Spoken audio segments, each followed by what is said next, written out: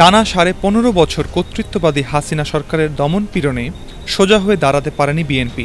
ছাত্র জনতার অভ্যুত্থানে আওয়ামী লীগ সরকার ক্ষমতাচ্যুত হওয়ার পরও দলটির নেতাকর্মীর ফাঁড়া কাটছে না। শেখ হাসিনা ক্ষমতা হারানোয় বিএনপি নেতাকর্মীর মনে স্বস্তি ফিরলেও পিছু ছাড়ছে না মামলা।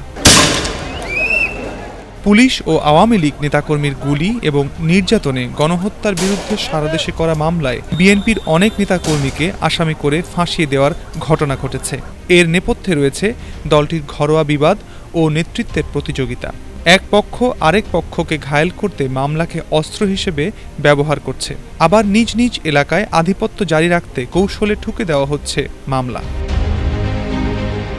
বিএনপি নেতারা আসামি হয়েছেন এমন মামলার মধ্যে 22 আগস্ট সিএমএম আদালতে আদাবর থানা যুবদলের যুগ্ম আহ্বায়ক রবিউল খান হিল্লোল একটি হত্যার ঘটনায় শেখ হাসিনা, ওবায়দুল কাদের, আসাদুজ্জামান খান কামাল, জাহাঙ্গীর কবির নানক সহ 68 জনের বিরুদ্ধে মামলা করেন।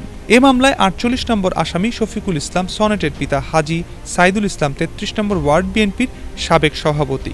সনেট বিগত আওয়ামী লীগ সরকারের আমলে 10টির বেশি রাজনৈতিক হয়রানিমূলক মামলার আসামি। একই মামলায় 48 নম্বর আসামি আমজাদ হোসেন সরকারি কমার্শিয়াল কলেজ ছাত্র সংসদের ভিপি ছিলেন।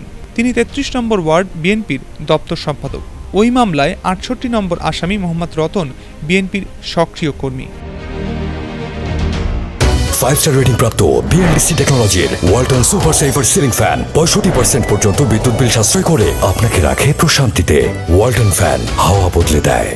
মোহাম্মদপুর থানার আরেক মামলায় আসামি ফয়সাল আহমেদ বাবু ওরফে ঘাট বাবু। তিনি মোহাম্মদপুর থানা ছাত্র দলের সাবেক যুগ্ম আহ্বায়ক এবং মোহাম্মদপুর থানা বিএনপির সাবেক স্বনির্ভর বিষয়ক সম্পাদক। ওই মামলার বাদী রফিকুল ইসলাম একজন হকার। তিনি কোনো রাজনীতি করেন না বলে দাবি করেছেন। ফয়সাল আহমেদ বাবুকে আসামি করার বিষয়ে জানতে চাইলে তিনি জানান তিনি বাবুকে চেনেন না। বিএনপি নেতাকর্মীরা জানান মূলত মোহাম্মদপুর বেড়িবাঁধ এলাকার পরিবহন ব্যবসা নিয়ন্ত্রণ করতে আগের থেকেই কোণঠাসা করা হয়েছে বাবুকে। রাজধানীর উত্তরা পূর্ব থানায় 23 আগস্ট শেখ হাসিনাকে প্রধান আসামি করে করা মামলায় 184 নম্বর আসামি করা হয়েছে রুবেল মিয়া নামের একজনকে। তিনি ঢাকা হজরত শাহজালাল আন্তর্জাতিক বিমানবন্দরে সিএনএফ ব্যবসার সঙ্গে জড়িত। কোনো রাজনীতির সঙ্গে না থাকলেও বিমানবন্দরে এ ব্যবসা নিয়ন্ত্রণ নেওয়ার জন্যই তাকে আসামি করা হয়। মামলার বাদী সালমা বেগম নিজেও এই রুবেল মিয়াকে চেনেন না বলে জানান। একইভাবে বাড্ডা থানার এক মামলায় 45 নম্বর আসামি করা হয়েছে ইসমাইল হোসেন সিরাজিকে।